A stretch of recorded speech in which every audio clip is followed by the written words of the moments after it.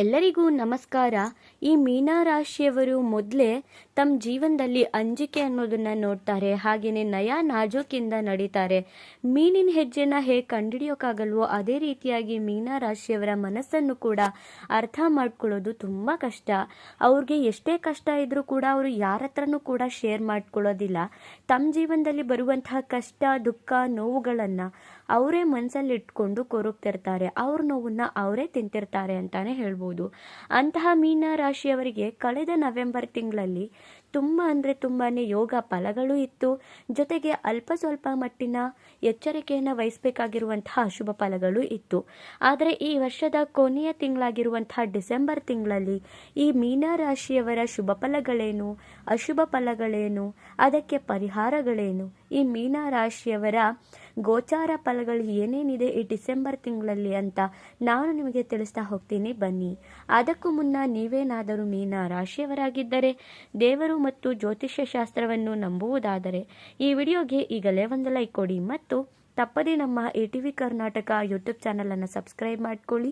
ಹಾಗೆ ವಿಡಿಯೋನ ಎಲ್ಲ ಮೀನ ರಾಶಿಯವರಿಗೂ ಕೂಡ ಶೇರ್ ಮಾಡಿ. ಈ ಮೀನ ರಾಶಿಯವರಿಗೆ ಡಿಸೆಂಬರ್ ತಿಂಗಳು 2025ನೇ ವರ್ಷದಲ್ಲಿ ಯಾವೆಲ್ಲ ಶುಭ ಫಲಗಳು ಬರುತ್ತೆ ಅಂತ ನೋಡೋದಾದರೆ, ಈ ರಾಶಿಯವರಿಗೆ ಈ ತಿಂಗಳು ಕೇತುವಿನ ಸಪೋರ್ಟ್ ತುಂಬ ಚೆನ್ನಾಗಿರುತ್ತೆ. ಕೇತು ಗ್ರಹ ಈ ರಾಶಿಯವರಿಗೆ ನಾನು ನಿನ್ನ ಜೊತೆ ಇದ್ದೀನಿ, ಧೈರ್ಯವಾಗಿರು ಅಂತ ಹೇಳಿ ಸಪೋರ್ಟ್ನ ಮಾಡ್ತಿದ್ದಾರೆ. ಇನ್ನು ಕೇತು ನಮ್ಮ ರಾಶಿಯಲ್ಲಿ ಅದ್ಭುತವಾಗಿದ್ರೆ ಏನೆಲ್ಲ ಚೇಂಜಸ್ ಆಗುತ್ತೆ ನಮ್ಮ ಜೀವನದಲ್ಲಿ ಅಂತ ನೋಡೋದಾದರೆ, ಉದ್ಯೋಗ ಅವಕಾಶಗಳು ಈ ರಾಶಿಯವರಿಗೆ ತುಂಬ ಚೆನ್ನಾಗಿರುತ್ತೆ.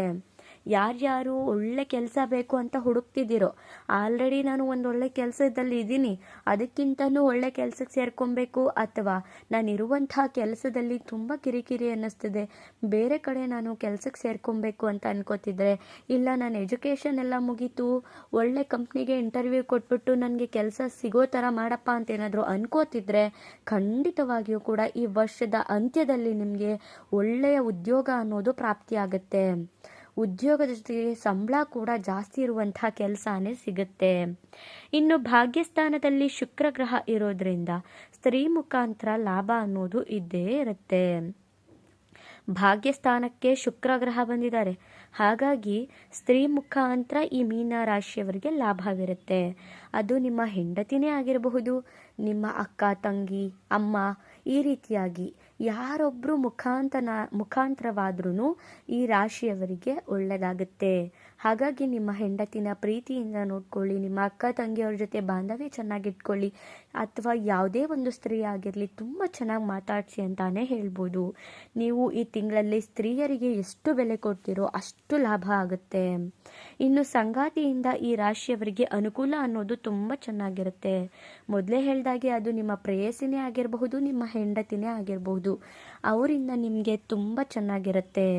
ಅವರು ನಿಮಗೆ ಒಳ್ಳೆ ಜೀವನನ ತಂದುಕೊಡ್ತಾರೆ. ನಿಮ್ಮ ಸಂಗಾತಿಗೆ ಒಳ್ಳೆ ಕೆಲಸ ಸಿಕ್ಕಿ ನಿಮ್ಮ ದಾಂಪತ್ಯದಲ್ಲಿ ಚೆನ್ನಾಗಿರೋದು, ನೀವು ಆರ್ಥಿಕವಾಗಿ ತುಂಬ ಚೆನ್ನಾಗಿರೋದು, ಈ ರೀತಿಯಾಗೆಲ್ಲ ಈ ತಿಂಗಳಲ್ಲಿ ಸಂಭವಿಸುತ್ತೆ. ದಾಂಪತ್ಯದಲ್ಲಿ ಸಾಮರಸ್ಯ ಅನ್ನೋದು ಇರುತ್ತೆ. ಈ ಗಂಡ ಹೆಂಡತಿ ನಡುವೆ ಏನೇನು ಜಗಳ ಇತ್ತು, ಕಲಹಗಳಿತ್ತು, ಅದೆಲ್ಲವೂ ಕೂಡ ದೂರವಾಗುತ್ತೆ. ದಾಂಪತ್ಯದಲ್ಲಿ ಸಾಮರಸ್ಯ ಅನ್ನೋದು ಜಾಸ್ತಿ ಆಗುತ್ತೆ. ಪ್ರೀತಿ, ಲವಲವಿಕೆಯಿಂದ ನೀವು ಕಲಿತೀರಾ. ಇನ್ನು ಈ ರಾಶಿಯವರಿಗೆ ಕುಟುಂಬದಲ್ಲಿ ನೆಮ್ಮದಿ ಇರುತ್ತೆ. ನಮ್ಮ ಕುಟುಂಬದಲ್ಲಿ ನೆಮ್ಮದಿ ಇದ್ಬಿಟ್ರೆ ನಮಗೆ ಯಾವುದೇ ರೀತಿಯಾದಂತಹ ಟೆನ್ಷನ್ಸ್ ಬರಲ್ಲ. ಮನೆಗೆ ಬಂದಿದ ತಕ್ಷಣವೇ ಆ ಜಗಳ, ಈ ಜಗಳ, ಅತ್ತೆ ಸೊಸೆ ಜಗಳ, ಈ ರೀತಿಯಾಗಿ ಜಗಳ ಅನ್ನೋ ಜಂಜಾಟದಿಂದ ನಾವು ಶಾಂತಿಯಿಂದ ಇದ್ದರೆ ಖಂಡಿತವಾಗಿಯೂ ಕೂಡ ನಮ್ಮ ಮನೆಯಲ್ಲಿ ಒಂದು ಒಳ್ಳೆಯ ವಾತಾವರಣ ಅನ್ನೋದು, ಪಾಸಿಟಿವ್ ಎನರ್ಜಿ ಅನ್ನೋದು ಇರುತ್ತೆ. ಇನ್ನು ಬುಧನಿಂದ ಕುಟುಂಬದಲ್ಲಿ ಇದ್ದಂತಹ ಕಲಹಗಳು ದೂರವಾಗುತ್ತೆ. ಬುಧ ಗ್ರಹ, ನೀವು ಕುಟುಂಬದಲ್ಲಿ ಏನೇ ಜಗಳ ಮಾಡ್ಕೊಂಡಿರಿ, ಅತ್ತೆ ಸೊಸೆ ಮಧ್ಯೆ ಜಗಳ, ಅಥವಾ ಕುಟುಂಬದಲ್ಲಿ ಏನಾದರೂ ಭಿನ್ನಾಭಿಪ್ರಾಯ ಬಂದು ಜಗಳ, ಈ ರೀತಿ ಏನಾದರೂ ಜಗಳ ಆಡ್ಕೊಂಡು ಮಾತು ಬಿಟ್ಬಿಟ್ಟಿದ್ರೆ, ಮುನಿಸ್ಕೊಂಡ್ಬಿಟ್ಟಿದ್ರೆ, ನಿಮ್ಮ ಜಗಳಗಳಿಗೆ ಫುಲ್ ಸ್ಟಾಪ್ ಇಡುವಂಥ ತಿಂಗಳಿದಾಗಿರುತ್ತೆ. ನೀವು ಲವಲವಿಕೆಯಿಂದ ನೀವು ನಿಮ್ಮ ಜಗಳನ ಬಗೆಹರಿಸ್ಕೊಂಡು ಖುಷಿಯಾಗಿ ಜೀವನನ ಸಾಗಿಸ್ತೀರಾ. ಇನ್ನು ಬುಧ ಮತ್ತು ಶುಕ್ರನ ಪ್ರಭಾವದಿಂದ ಹೈಯರ್ ಸ್ಟಡಿ ಅವ್ರಿಗೆ ಅನುಕೂಲವಿರುತ್ತೆ.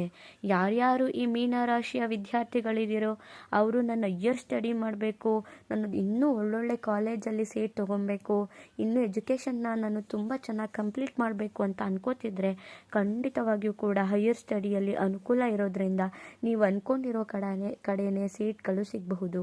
ಹೈಯರ್ ಸ್ಟಡಿ ಕೂಡ ಚೆನ್ನಾಗಾಗುತ್ತೆ. ಇನ್ನು ಮುತ್ತು ರತ್ನ, ಬಟ್ಟೆ, ಚಿನ್ನ ಈ ಥರ ವ್ಯಾಪಾರಸ್ಥರಿಗೆ ಅನುಕೂಲಕರವಾಗಿರುತ್ತೆ.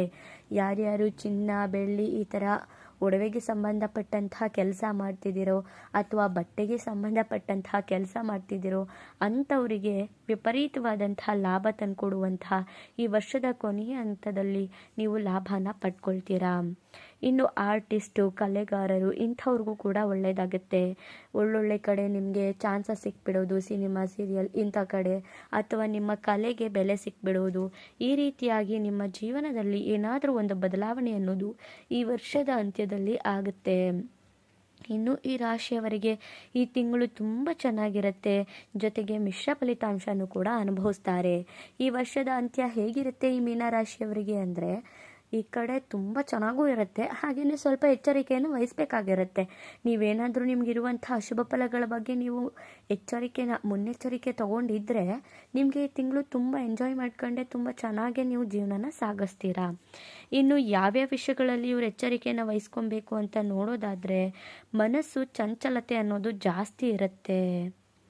ಮನಸ್ಸು ಸುಮ್ಮನೆ ಚಂಚಲತೆ ಮಾಡ್ಕೊಳ್ಳೋದು, ಏನಾದರೂ ಒಂದು ಯೋಚನೆ ಮಾಡೋದು, ಏನೇನೋ ಯೋಚನೆ ಮಾಡಿ ತಲೆ ಕೆಡಿಸ್ಕೊಳ್ಳೋದು, ಒತ್ತಡಗಳನ್ನ ಮಾಡ್ಕೊಳ್ಳೋದು, ಈ ರೀತಿಯಾಗಿ ಮಾಡ್ಕೊಳ್ಳೋಕೆ ಹೋಗಬೇಡಿ. ನಿಮ್ಮ ಟೈಮ್ ಚೆನ್ನಾಗೇ ಇರೋದ್ರಿಂದ ನೀವು ಯಾವುದೇ ವಿಷಯಗಳನ್ನೂ ಕೂಡ ಏನೋ ದೊಡ್ಡದಾಗಿ ಆಗ್ಬಿಟ್ಟಿದೆ ನನಗೆ ಅನ್ನೋ ಥರ ಫೀಲ್ ಮಾಡ್ಕೊಳ್ಳೋಕೆ ಹೋಗಬೇಡಿ. ಆರಾಮಾಗಿರಿ. ಕಷ್ಟ ಅಂದಮೇಲೆ ಸುಖ ಬಂದೇ ಬರುತ್ತೆ. ಹಾಗಾಗಿ ನೀವು ಆರಾಮಾಗಿದ್ದಷ್ಟು ನಿಮ್ಮ ಜೀವನ ಚೆನ್ನಾಗಿರುತ್ತೆ. ಸೂರ್ಯ ಮತ್ತು ಕುಜ ಒಟ್ಟಿಗೆ ಇರೋದ್ರಿಂದ ಕಷ್ಟಪಟ್ಟರೆ ಮಾತ್ರ ಸುಖ ಬರುತ್ತೆ. ಅವರು ಹೇಳ್ತಿದ್ದಾರೆ, ನೀನು ಸುಮ್ಮನೆ ನನ್ನ ಟೈಮ್ ಚೆನ್ನಾಗಿದೆ ಅಂತ ಹೇಳಿ ಕುತ್ಕೊಂಡ್ಬಿಡ್ಬೇಡ, ಸ್ವಲ್ಪ ಎಫರ್ಟ್ ಹಾಕಿ ಕೆಲಸ ಮಾಡು, ಆಗ ನಿಮಗೆ ಫಲ ಕೊಡ್ತಿದ್ದೀನಿ ಅಂತ ಸೂರ್ಯ ಮತ್ತು ಕುಜಗ್ರಹ ಹೇಳ್ತಿದ್ದಾರೆ. ಇನ್ನು ಅತಿಯಾದಂತಹ ಆಡಂಬರ, ಖರ್ಚು ಇದ್ಯಾವುದನ್ನು ಕೂಡ ಮಾಡೋಕ್ಕೆ ಹೋಗಬೇಡಿ. ಇರುವಷ್ಟಕ್ಕೆ ಕಾಲು ಚಾಚಬೇಕಾಗತ್ತೆ. ನೀವೇನಾದರೂ ಅತಿಯಾದಂತಹ ಆಡಂಬರ ಮಾಡೋದು, ಸುಮ್ಮನೆ ಕಲಹಗಳು ಮಾಡ್ಕೊಳ್ಳೋದು, ದುಡ್ಡು ಬರ್ತಿದೆ ಅಂತ ಬೇಕಾಬಿಟ್ಟಿ ಖರ್ಚು ಮಾಡೋದು, ಈ ರೀತಿಯಾಗಿ ಮಾಡಬಾರ್ದು. ಇನ್ನು ಸಾಲ ಮಾಡಿಕೊಂಡು ಆಡಂಬರ ಶೋಕಿನ ಮಾಡುವಂಥದ್ದು ಯಾರಿಗೂ ಕೂಡ ಏನು ಅದರಲ್ಲಿ ಇರೋದಿಲ್ಲ. ನಮ್ಮ ಜೀವನ ಚೆನ್ನಾಗಿರಬೇಕು ಅಂದರೆ ನಾವು ದುಡ್ದಿದ್ರಲ್ಲಿ ಒಂದು 50% ಆದರೂ ಎತ್ತಿಡಬೇಕು. ಹಂಗಿದ್ರೆ ಮಾತ್ರ ನಮ್ಮ ಫ್ಯೂಚರಲ್ಲಿ ನಾವು ತುಂಬ ಚೆನ್ನಾಗಿರ್ತೀವಿ. ಇನ್ನು ಅತಿಯಾದ ಸಾಲನೂ ಕೂಡ ಮಾಡ್ಕೊಳ್ಳೋಕೆ ಹೋಗಬೇಡಿ. ಯಾವುದೇ ರೀತಿಯಾದಂತಹ ಸಾಲಕ್ಕೆ ಕೈ ಹಾಕಬೇಡಿ. ಇನ್ನು ಹಣಕಾಸಿನ ಬಗ್ಗೆ ನಿಗಾ ವಹಿಸಬೇಕಾಗುತ್ತೆ. ನೀವು ಯಾರಿಗಾದರೂ ಹಣ ಕೊಡಬೇಕು ಅಂದರೂ ಕೂಡ 1000 ಸಲ ಯೋಚನೆ ಮಾಡಿ, ಅಥವಾ ಹಣ ಖರ್ಚು ಮಾಡಬೇಕು ಅಂದರೂ ಕೂಡ 1000 ಸಲ ಯೋಚನೆ ಮಾಡಿ.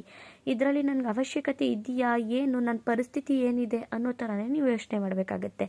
ಇನ್ನು ವ್ಯಯದಲ್ಲಿ ರಾಹು ಇರೋದ್ರಿಂದ ಸರಿಯಾದ ಆಲೋಚನೆ ಮಾಡಬೇಕಾಗತ್ತೆ. ವ್ಯಯಸ್ಥಾನದಲ್ಲಿ ರಾಹು ಕೂತ್ಕೊಂಡಿರೋದ್ರಿಂದ ನೀವು ಕರೆಕ್ಟಾಗಿ ಯೋಚನೆ ಮಾಡಿ ಡಿಸೈಡ್ನ ಮಾಡಬೇಕಾಗತ್ತೆ. ಅದು ಹಣದ ವ್ಯವಹಾರ ಮಾಡೋದ್ರಲ್ಲಂತೂ ತುಂಬ ಮುನ್ನೆಚ್ಚರಿಕೆಯನ್ನು ಮಾಡಬೇಕಾಗತ್ತೆ. ನೀವು ಯಾರಿಗಾದರೂ ಹಣ ಕೊಡ್ತಿದ್ದೀರಾ ಅಂದರೆ ಇವರು ಕೊಟ್ಟರೆ ನನಗೆ ರಿಟರ್ನ್ಸ್ ಬರುತ್ತಾ ಅನ್ನೋ ಥರನೇ ಯೋಚನೆ ಮಾಡಿ ಕೊಡಬೇಕಾಗತ್ತೆ. ಅದು ಯಾರೇ ಆಗಲಿ ಎಲ್ಲೇ ಆಗಲಿ.